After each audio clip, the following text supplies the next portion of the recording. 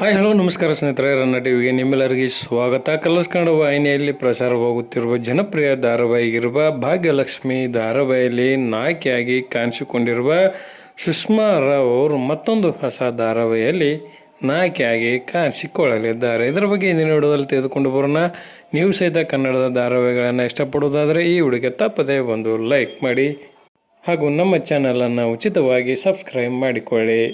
ಹೌದು ಸ್ನೇಹಿತರೆ, ಕಲರ್ಸ್ ಕನ್ನಡ ವಾಹಿನಿಯಲ್ಲಿ ಪ್ರಸಾರವಾಗುತ್ತಿರುವ ಜನಪ್ರಿಯ ಧಾರಾವಾಹಿಗಿರುವ ಭಾಗ್ಯಲಕ್ಷ್ಮಿ ಧಾರಾವಾಹಿಯು ಸದ್ಯದಲ್ಲಿ ತನ್ನ ಕತೆಗೆ ವಿದಾಯವನ್ನು ಹೇಳಲಿದೆ. 3.5ರಷ್ಟು TRPಯನ್ನು ಹೊಂದಿದ್ದರೂ ಸಹಿತ ಈ ಧಾರಾವಾಹಿಯು ತನ್ನ ಕತೆಗೆ ವಿದಾಯವನ್ನು ಹೇಳಲಿದೆ.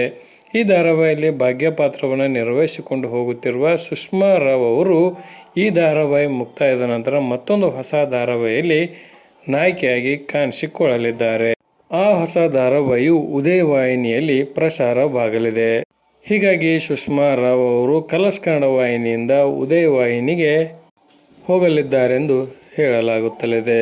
ಸುಷ್ಮಾ ರಾವ್ ಅವರಿಗೆ ತಮ್ಮದೇ ಆದಂತಹ ಅಭಿಮಾನಿ ಬಳಗವಿದೆ. ಹೀಗಾಗಿ ಧಾರಾವಾಹಿಯಲ್ಲಿ ಅವರ ನಟನೆ ಎಲ್ಲ ಪ್ರೇಕ್ಷಕರಿಗೆ ಇಷ್ಟವಾಗುತ್ತದೆ ಎಂದೇ ಹೇಳಬಹುದು. ಮತ್ತು ಗ್ರಾಮೀಣ ಭಾಗದಲ್ಲಿ ಅತಿ ಹೆಚ್ಚು ಪ್ರೇಕ್ಷಕರನ್ನು ಒಳಗೊಂಡಿರುವ ನಟಿ ಇವರಾಗಿದ್ದಾರೆ. ನಿಮ್ಮ ಪ್ರಕಾರ ಇವರು ನಟನೆಯಲ್ಲಿ ಮುಂದುವರಿಯಬೇಕಾ ಅಥವಾ ಅಂತ್ಯವನ್ನು ಮಾಡಬೇಕಾ ಎಂಬುದನ್ನು ಕಮೆಂಟ್ ಬಾಕ್ಸಲ್ಲಿ ತಿಳಿಸಿ. ಧನ್ಯವಾದಗಳು. ನಮಸ್ಕಾರ.